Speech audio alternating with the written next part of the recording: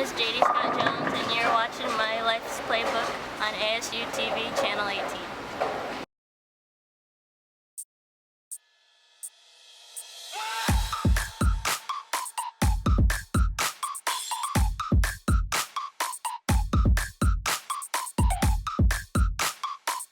Hello and welcome to My Life's Playbook with your host, Adesha Anderson, where I get the scoop on athletes behind the respective sport.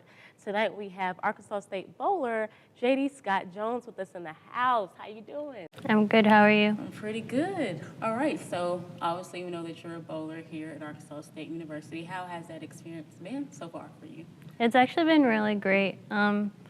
We don't have high school bowling in Rhode Island, so I got to see what it was like to bowl on a team of just girls. Because usually, I ended up bowling on a team of mostly guys. So. How was that? Was that kind of they were all in your face, ooh, because you're a girl, we're better than you, or what? How was that? Not really. I mean, my parents ran the league, so. Oh, okay, well, so yeah. You didn't have to worry about a thing then. Got there early, every day, didn't have a problem. Yeah. Okay, so where in Rhode Island are you from? I'm from East Providence. Okay. Yeah. Cool. And how long were you born there? You grew up there and Yep. everything? Okay. Cool. And what school did you go to? East Providence High School. All right. So, Yeah. but it's a bit different from college, right? Yeah. Or especially when you're moving from Rhode Island to Arkansas, it's kind of a different atmosphere. What have you enjoyed most about being here at Arkansas? Probably the freedom. I Yeah. mean, back home, usually, if I needed something, my mom would do it for me, no Right. questions asked. Whereas, now I have to learn to do things for myself. Everything on your own. Yeah. So with bowling, how did that come about? How did that start for you? You said it's a family thing, right? Yeah. Yeah. My dad started bowling when he was 9, and he kind of just continued to do it his whole life. And he got my mom into bowling actually, and then all of my siblings, we all bowl. So. Cool. And so bowling and everything, what age do you think you started to learn or? I started bowling when I was 3, but I didn't really start to get into it until I was about 14. You said 3? Yeah. You're doing this? Or what? You're 3, your hands are how do you, really? Yeah. I didn't really need to know. At 3, what were you doing? How are you bowling? Well, I had the bumpers up, and Yeah. I would just kind of shove the ball down the lane, Yeah. I guess. Yeah, I don't know. That's interesting. Yeah. Okay, cool. And you said it didn't really turn into something until 14, right? Yeah. I kind of took it seriously when I was 11, but then after that, I kind of had to get bribed to go to the bowling Right. alley. But then when I turned 14, that was when I really decided that that was something that I loved to do. All right. And so you've just been bowling ever since. Yeah. Is there any other type of activity you do, or is it just mainly bowling? It's just mainly bowling. I mean, when I was younger, I used to do taekwondo and I used to dance and play Really? basketball, but bowling was the thing that won out. That was the thing, right? Yeah. So you know how to all that? I can't. I don't. Not really. I You kind of not forgot. anymore. Okay, well, cool. All right. So you said that your dad was pretty much your coach and everything. Yeah. Talk about that experience, because I know sometimes it's different. When you have just a stranger as your coach versus your own flesh and blood as your coach. So how was that for you, growing up and even now? It was kind of for me personally, I think it was better because I'm more of a shyer person. So he's my dad. I know him. Right. I trust him. So if he's telling me to do something, I'll just do it. Just do it. It's whatever. But now the coach that I have here at Arkansas State, he's a really good coach and he's really well established. So I trust the things he tells me to do. Right. And I picked this goal. Right. So I have to Right. I don't know. It was kind of just something that I saw he could help me get better Right. as a bowler and as a person. So. And so that's what made you come to Arkansas State, because I'm sure you had other offers, right? Yeah. Where else could you have gone? I actually went on visits to Fairleigh Dickinson University, which is in New Jersey. Okay. I went to Valpo University, which is in Indiana. I went to Vanderbilt University in Tennessee, and I went to Prairie View A&M University in Texas. Wow. Okay. So Arkansas State just felt right. Yeah. When you come here. All right. So with your experience at Arkansas State, talk a little bit about that, the difference from bowling at home than coming here and that type of atmosphere and everything. It's actually completely different. Really? Yeah, bowling at home is more like, I guess I would say like laid back. Like bowling in college, like pretty much every team like stands up and they get really into it. And like some teams like have chairs. We don't have chairs, but like it's like really involved. Whereas like back home, like we just kind of like sit around like when it wasn't our turn, like just relax pretty much until it was our turn to go. Cool. All right. So who do you all compete against like up here when it comes to tournaments and that sort of thing? It actually varies from Really? tournament to tournament. Our big competition, like teams that we play at almost every tournament, usually is like Nebraska University, Vanderbilt University, Fairleigh Dickinson University is at a couple of our tournaments. Right. Valparaiso's at a few of our tournaments, and like a lot of like bowling schools. Cool. So- And so your family comes, obviously, I would expect to support you when they come up here to the games and. They Wow. usually go to like the tournaments that are in like New England since it's closer to okay. home. Because they're still in Rhode Island, Yeah. right? Okay, right. And your rest of the siblings are still in Rhode Island too. Okay. Yeah. Wow. So you're just rocking solo here in Arkansas. Well, at least you have a cell phone. You can always like call them up or something like Yeah. that. Okay. Now I want to go back to the family because that's pretty much how this all started.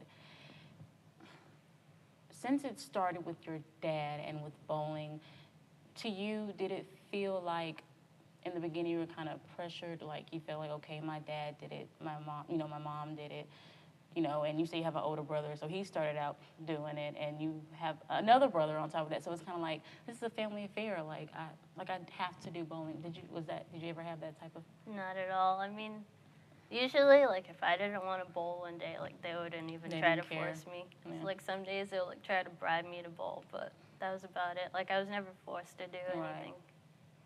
Cool. So, it was always good.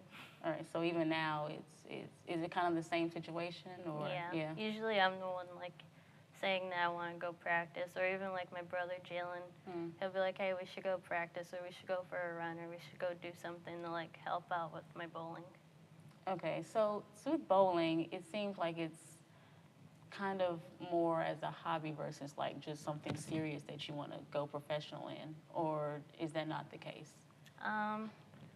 Right now, it's kind of like an in-between. In between, yeah. Yeah. They actually created a professional women's bowling tour last year. Well, this summer was like Right. its first season since, I think, like 12 years ago. Right. And that's like still trying to pick up. Like, I don't know if I would actually want to like join the tour, like not full time, but Right. like and compete at like every tournament, because I don't think that's really something that's gonna like be able to support me right now. Yeah. So like I think I'd really rather go like try to find a job in my major and like bowl tournaments like here and there. Cool. All right. So you said your major. What is your major? Electrical engineering. I would have never guessed that. Looking at you, I really wouldn't have.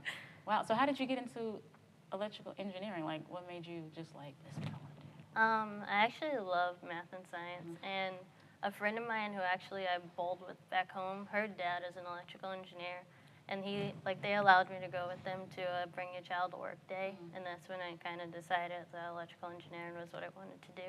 That's cool. So would you say that you're more passionate about that versus bowling? That's kind of a hard one. Oh, it's tough, isn't it? I know. Choices. I think like right now, I think I'd say I'm more passionate about bowling. I am a mother. I am an entrepreneur. I'm a journalist, I am a singer, A businesswoman. I am an artist, an educator, A sister. An advocate. A leader. A queen. I am a friend. I am, I am I am. I am. I am. I am. I am one of more than a million people living with HIV in the U.S. we are not alone. Let's stop HIV together. Get the facts. Get tested. Get involved.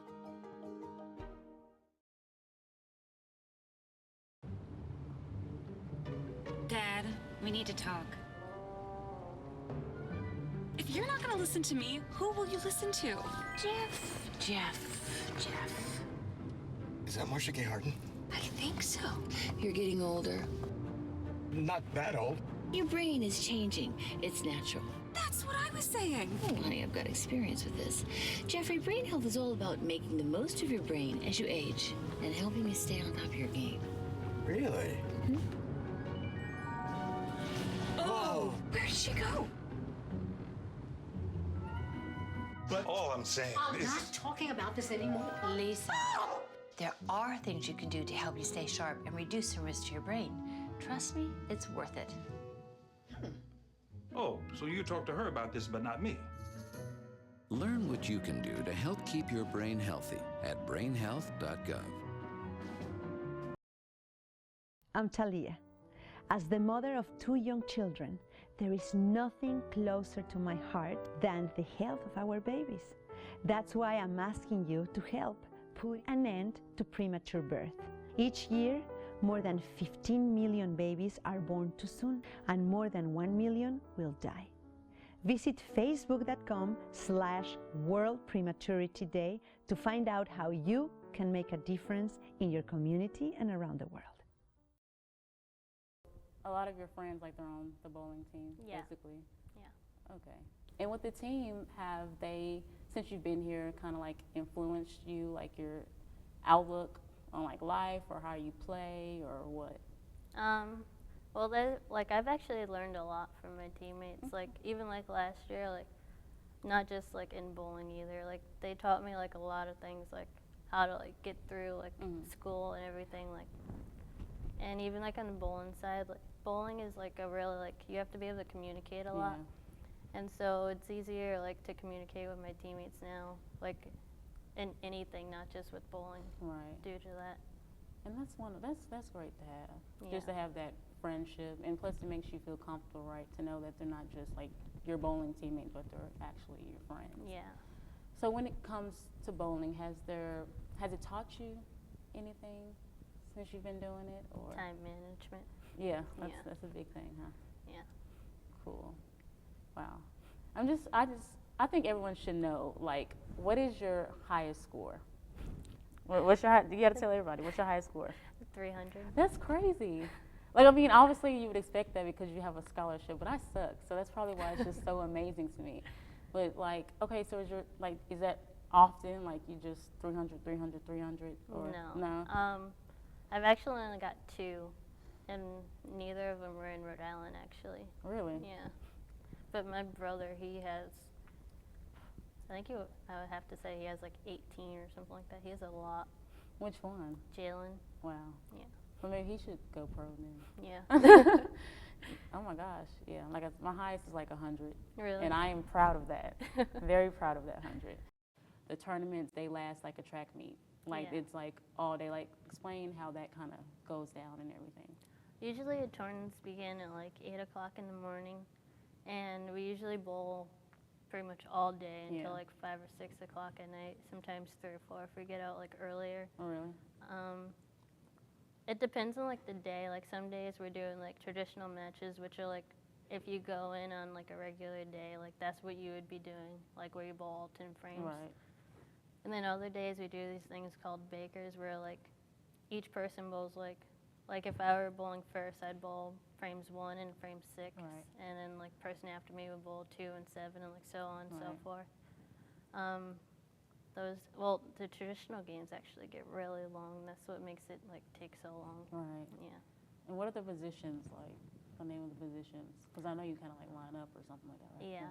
5 people bowl at a time, and so the first bowler is called the leadoff. The second bowler is called the scout. The third bowler is called the bridge. The fourth bowler is called the setup, and the fifth bowler is called the anchor.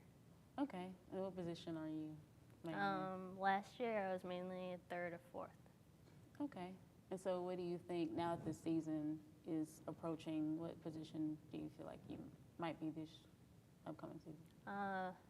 Honestly, I don't know. You don't know, it's just whatever coach puts you at. Yeah. Pretty much. Obviously, with the conversation with your dad, you were talking about going pro, and it's kind of like, pretty much whatever you want to do, baby girl. Like, that's probably what he said, right? Which is great, because I'm sure some parents, especially if they've coached and instilled in their child that they want them to go higher or go pro in a certain position, they might feel some type of way about it. Yeah. But your dad wasn't like that at all. No. And I'm sure that you really appreciated it. Yeah, definitely.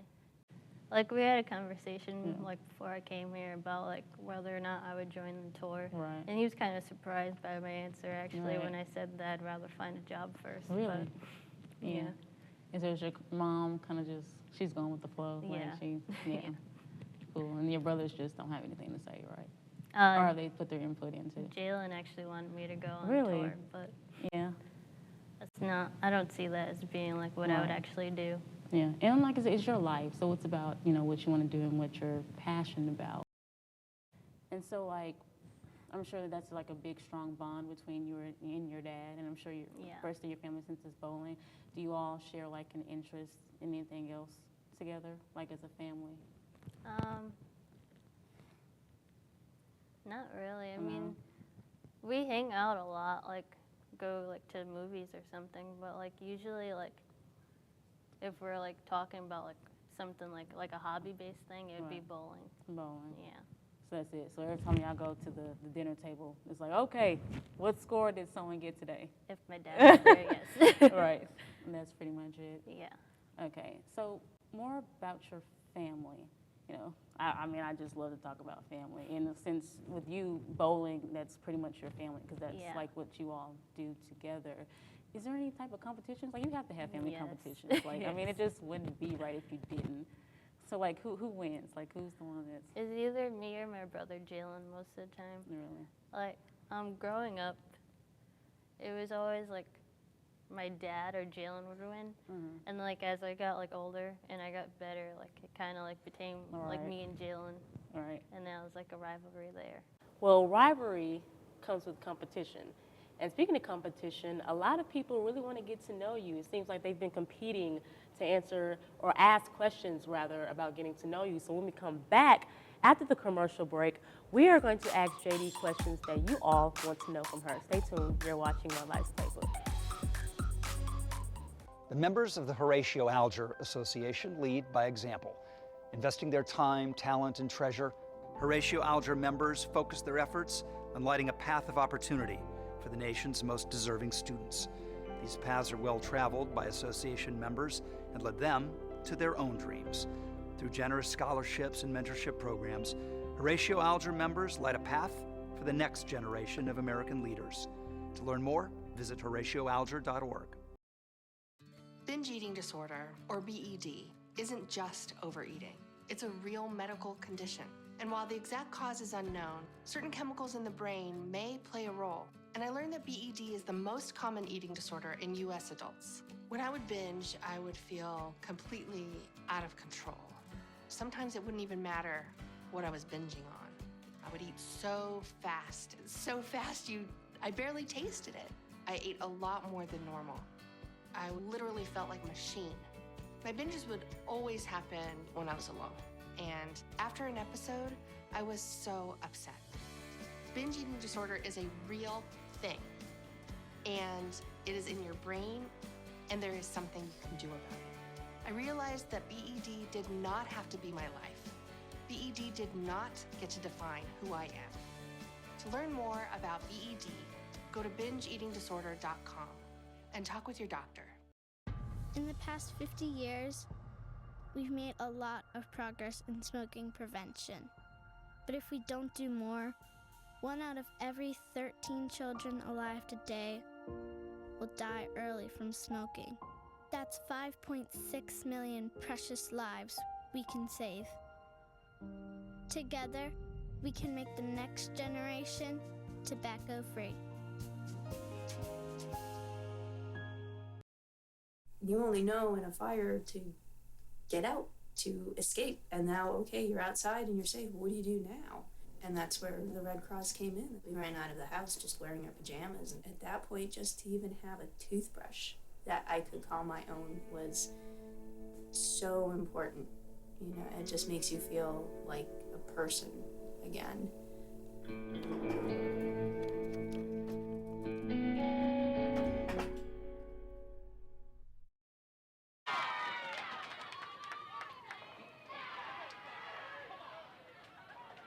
That was Arkansas State bowler Jadee Scott Jones with that beautiful strike. Now that we are back, we have questions that the audience wants to know about you. Are you ready? Yep. All right. First one is from Ryan. What is it that you enjoy about the sport you play? I think the thing I enjoy most is meeting new people from bowling, as well as it's like a really, really challenging mental game. Right. And I think I really enjoy that part of bowling as well. Right. Sounds good to me.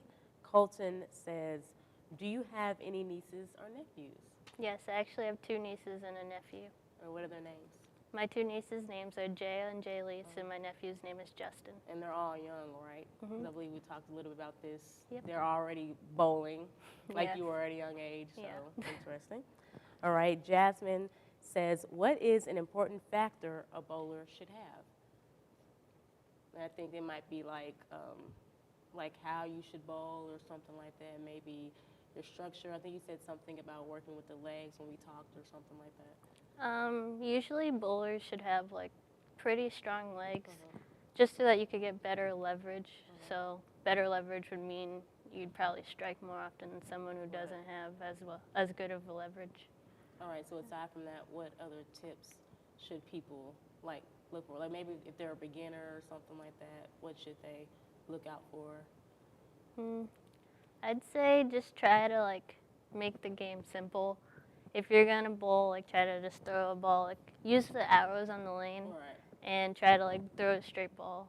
It would help a lot. That's why they're there. Yes. And even like with it's best to do a little spin move, or I guess in the beginning, at least just kind of do a straight shot. I know everyone doesn't have that little spin down, so well, good tip, good tip. Okay. So Jayla wants to know, if you had to pick another sport, what would you do? I think I'd run track, but I'm not exactly too sure about that. I think like if I'd have to pick like one of the things that I did when I was younger, I'd probably have stuck with dance or taekwondo. Oh, awesome. Okay, speak a little bit about that. Like, when did that happen in your life? I started taekwondo probably when I was, I want to say like 5, but then like I was on and off after that. Like I didn't stick with it as much as I would like, and I danced for the same time. Okay, and so those were it, aside from bowling, obviously. And I played basketball. And you played basketball. What's your position? It was usually center because I was like a lot taller than everyone else. Look at you, yeah. Basketball. I played a little basketball. Really? Actually, yeah. Back in high school. I'm retired now. I don't play sports anymore. This is what I do. Okay, and Mackenzie says, does your family get to watch you often? If not, how does that affect you not having your family here? Before I came here, my dad's my coach, so he would go with me to every tournament, and my mom would go when she could. And now that I've come here, like, they go to New England tournaments, like when we have like tournaments in New England, but besides that, they don't go that much. And I mean, it's not like all that different because when I'm bowling, like I'm focused on the tournament, not really like what's going on behind me, so it's not like a big difference really. Right. But I mean, without your family here, you're still, you're fine. Like you said, your head is in the game when you're bowling. But of course, it's always nice when your family is there. Yeah. So, like, what does that do for you? Like, does that make a difference, even like the slightest, like, because obviously you know if your family is there or not. Yeah. Right? I think, like, the main difference is, like, if they're there, it's kind of more like, okay, I can pretend that I'm at my home bowling center in Rhode Island, like, just practicing. Like, it helps, like, make me more relaxed. Right. Yeah. So does your dad, like, say anything to you, like, before the games, or what? Like, do you have that conversation, like, with your dad, like? Not usually. Usually, like, if I'm looking for more of, like, a pep talk, I go to my brother Jalen, and, like, before tournaments, I'll text and be like, so what should I do? Right. Whatever works, right? Yeah. Gotcha. Okay. And Sean says, has there been a coaching style difference throughout your bowling years? Yes. Well, my dad and the coach here for the women's bowling team, they're pretty similar. But my brother Jalen also helped coach me. He's like complete opposite of them. Yeah. I don't know. I think he's like more like a perfectionist. Like he wants to see things done correctly. And so even when he doesn't do it right, he gets mad at himself. And I guess he like treats everyone the same way he treets himself. So I think he just more wants to see people do Right. what's actually going to help them become a better bowler. Right. And like you're his sister, so Yeah. of course he wants nothing but the best. And I feel like you're going to be your worst critic anyway. Yeah. When you're doing whatever type of sport it is. Mhm. So that's great. Now, we obviously thank you for coming to the show. It was a pleasure to have you. Now, if you want to keep tweeting, keep posting questions on Facebook for upcoming athletes, please do. And we want to tell you again, thank you so much for tuning in to My Life's Playbook. Make sure to follow us on our social media, Twitter, Facebook, Snapchat, and our Instagram. For more, make sure to stay tuned right after the show for Playbook News. I am Adija Anderson. Good night, everybody.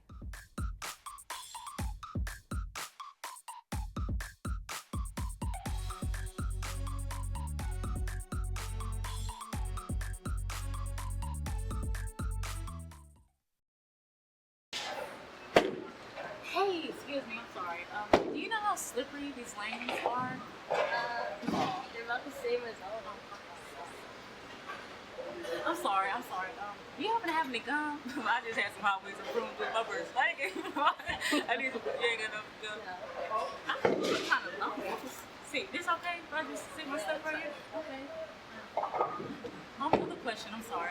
Do you bowl? I come here every once in a while. Every once in a while? How's your game? Is your game? I have some things that work. Me too. See, because you be bowling and then like your arm go one way and then you want to go another way, but then, but I mean, on my bad day, I shoot like 250. That's cool. Look, I mean, if you got time, go ahead, show me what you got. I like this.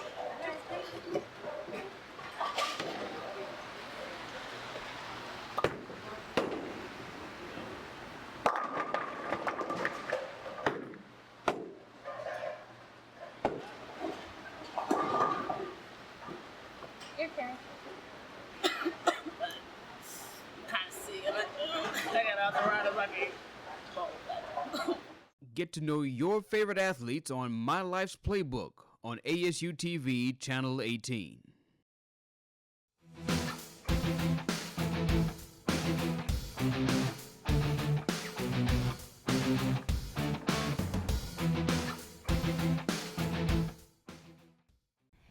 Hey, it's your fabulous host, Adija Anderson. You're watching Playbook News, so get ready to hear some juicy sports news. I have the update on former pro basketball player Lamar Odom, who was found unresponsive last Tuesday at Love Ranch, a brothel located in Nevada. He is responsive and told estranged wife Khloe Kardashian good morning, according to Odom's former coach, Jim Herrick. Herrick revealed to CNN that he and Khloe have been in contact since the news occurred. Odom was found lying on the bed with foam coming from his mouth. According to CNN, employees told 911 dispatchers that Odom used cocaine Saturday, the same day he arrived at the brothel, and that a woman saw Odom take several sexual enhancement pills known as Reload. He was transported to Sunrise Hospital and Medical Center in Las Vegas, where he is currently accompanied by his loved ones. Our prayers go out to you, man. All right, now to this next story we're talking about. I mean, everybody's talking about it. Yes, the ridiculous play ran by the Indianapolis Colts. This trick play just didn't pull over well at all against New England Patriots Sunday. Now, instead of punting the ball, the team shifted to the right, leaving the ball smack dab in the middle of the field. So the rest of the Colts were illegally lined, so you already know those refs were just throwing them flags left to right all over the field. Now, head coach Chuck Pagano takes full responsibility and gives this quote to explain what happened. And I'm going to just be real with y'all. Long story short, it just didn't play out as intended. And Pagano referred to the situation as a communication breakdown to the 34-27 loss against the Patriots. Lakers shooting guard Kobe Bryant may be sitting out, for how long? Kobe Bryant possibly just won't play until regular season. Now, Lakers coach Byron Scott said, quote, "To be honest with you, probably won't play. I'd rather get him close to 100% as possible. These games don't mean anything right now. It's really giving me a chance to look at these young guys anyway," unquote. Bryant suffered a leg contusion from a preseason game against the Sacramento Kings last week. Let me hear you howl, everybody, for those Red Wolves as they play against Louisiana Raging Cajuns tonight at home on ESPN2. Well, until next time, I'm Adisha Anderson. You all have a good one.